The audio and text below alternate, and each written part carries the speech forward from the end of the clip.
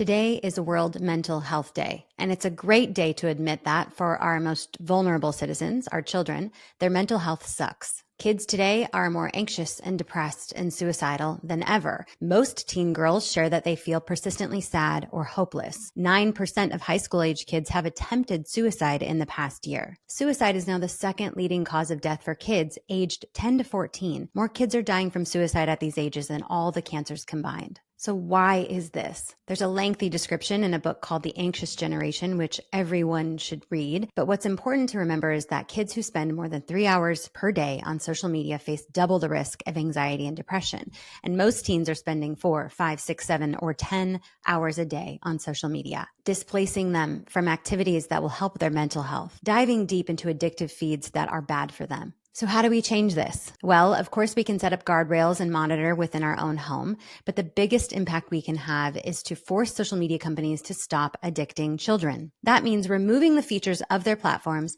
that are literally put there because they studied our kids' brains and how to addict them. We need to force the companies to fix the algorithms, stop promoting content that is violent, tells our kids to harm themselves, or tells them how to have an eating disorder. This is not okay. So what can you do as a caregiver or a parent or someone who just cares about children? You have a voice. Use it. Don't just say this is how it is, because then it will continue being that way. Today's podcast episode is all about how you, as a single person, can advocate for change in your community and your state and even in the entire country. Because the only thing that is going to change the tide are the voices of parents who are pissed off and willing to do anything for our kids. Thank you to Andrea Brambilla of Brambilla Bits on Instagram for initiating this conversation and for leading it with questions. There are a bunch of actionable things that parents can do to support positive change for kids and improve their mental health.